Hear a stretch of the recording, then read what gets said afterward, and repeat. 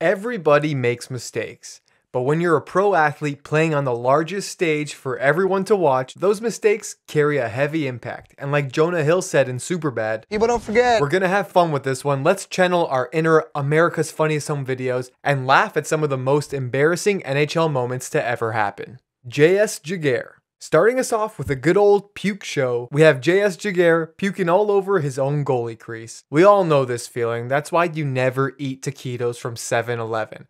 I know what you're thinking. This moment wasn't even in an NHL game. Well, yeah, that's true, but Giguère was an elite goalie in the league for a long time, so relax and enjoy a man who is clearly not having a good time between the pipes. Is anyone else craving taquitos right now? Definitely going to a 7-Eleven after this video. Marc Staal versus Alexander Semin. Next up we have, I guess you can call it a fight. Some call it a bongo solo though. Marc Staal versus Alexander Semin, and what's obvious here is that Semin has no idea how to throw a punch. It's been a going concern for Ovechkin and Semin, and now he's getting his jersey off there, and Semin just absolutely swinging like Donkey Kong playing the drums or something. My niece actually hits me like that all the time. It's pretty cute. But for a grown man in the NHL, I'd say it's pretty embarrassing. Aaron Downey and Brad Norton. Staying on trend with fights you can barely call a fight, we have Aaron Downey and Brad Norton squaring up, dropping the mitts, and just staring at each other so hard.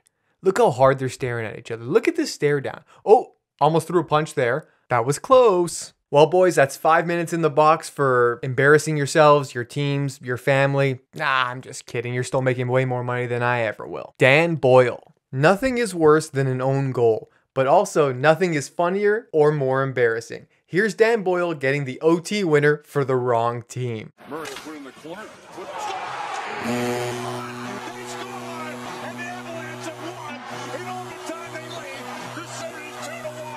Literally not one goal was scored in this entire game. Just under 1 minute into overtime, and Boyle puts the team on his back and rips a backhand past Nabokov. Honestly, I think own goal should count. Gary Bettman, if you're watching this, he's probably not watching this, but if you're watching this, the embarrassment is punishment enough. Let it count for the player's career stats. Help soften the blow a bit. Bryan McCabe. I love own goals so much. Here's another one. Bryan McCabe and the Toronto Maple Leafs taking on the Buffalo Sabres. This was a tight game and McCabe was hungry for a goal. So hungry, he didn't even care what net it was on. He literally one-times it like he thinks he's in practice or something. Thank God that didn't go in. Shake it off and move on to OT. The Sabres are applying pressure, Leafs are on the penalty kill, and McCabe is still hungry for that goal. So what does he do? He takes another shot on Andrew Raycroft. Ensuing power play. Connolly to Alice Kodalik. This time, he doesn't make a mistake. He puts it in the net. In his defense, McCabe at the end of his career wasn't the best at playing defense. And if you saw an open net just sitting there, you would have done the same. Sean Avery and Martin Brodeur. I don't know who should be more embarrassed for this next one. Sean Avery versus Martin Brodeur. The Rangers have a 5-on-3 power play, and Avery decides to do something I don't think we've ever seen done before or after this incident. Just waving his stick around in the face of Hall of Famer Martin Brodeur, trying to distract him. Is this even hockey? Avery isn't even watching what's going on in the play. And of course, the only way this play could end is with Avery putting the puck at the back of the net, getting the last laugh. Yager for Gomez, holding on to it out in front. They score! The guy you talked about, Sean Avery. Power play goal. After witnessing this play, the NHL implemented a new rule, calling it the Sean Avery rule, making it illegal to ever do this again. Now, in my opinion, this next clip is the most embarrassing moment. But before we play it, make sure to like and subscribe, show your support for the channel so we can keep making these videos. Now let's get on with it.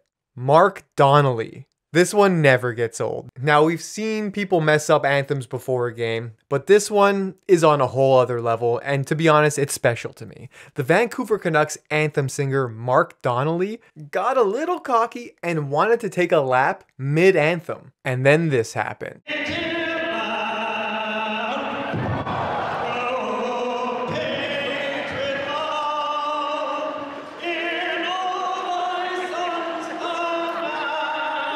He didn't even skip a beat. What a pro. Can we play that back one more time?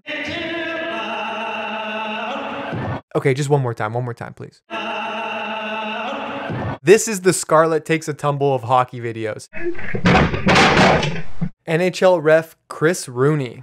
This one always makes me feel like a schoolyard bully for laughing at it, but you can't help but laugh. Just listen to it. After reviewing the play, the whistle was blown dead. The goalie was shoved into the net with the puck. That is not a good hockey goal. If you didn't have a fear of public speaking before this, you sure do now. Who knew your voice could still crack that bad after puberty? Darren Pang. Now here's one that will make your jaw drop. I mean, when this happened, I was speechless, and quite honestly, I still am. Take a listen to Darren Pang get tongue-tied on live TV while talking about PK Subban. Represented Canada. He's a 20-year-old. He's a first-round pick, and he does everything on the ice, off the ice, the right way. The right way. He was quick to apologize, and I do think it was an honest mistake, but my God, man, if that was me, that would haunt me forever. I just want to say quickly, in our first intermission, Panger got a little tongue-twisted talking about Alex Pietrangelo and PK Subban. Happens to us all sometimes, and I know you feel awful about it. I feel terrible. Got a knot in my stomach. It was an honest mistake, and I mixed up my words, obviously. Keith Ballard. Next up, we have some teammate-on-teammate action, specifically Keith Ballard and Thomas Vokoun. Let's take a look. Ilya Kovalchuk is on a breakaway. Vokoun makes the save. Kovalchuk is able to bury the rebound, and Vokoun is down, bleeding from his head. Keith Ballard, out of frustration, takes his stick and swings it at the net, trying to hit the post, but misses terribly and only hits the goalie directly in the head. Vokoun was down for a while and eventually had to be taken off the ice in a stretcher. All these years later, here's what Ballard has to say about the incident. So I skated back to the bench. Without even saying anything to Vokoun? I had no clue what happened. Oh, that makes it I so much worse. I skated to the bench, and I'm looking at, I think it was Brian Allen. I'm like, and the trainer's running. I'm like, what happened? You just killed the goalie, Keith. What happened? Jonathan Bernier. Lastly, here's an interview that rocked the NHL world. Now, obviously, pro athletes don't have to be the smartest person in the room. It's their job to play the game at the highest level possible, and that's impressive. But this? Well, this is just something that makes you cringe. Jonathan Bernier calls Nelson Mandela one of the most known athletes in the world.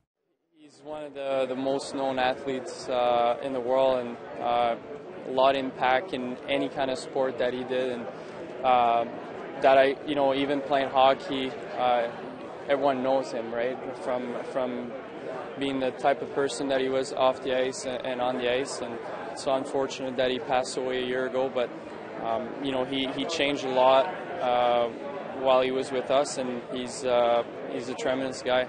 The way he answers this question is just such a typical hockey player way of answering media.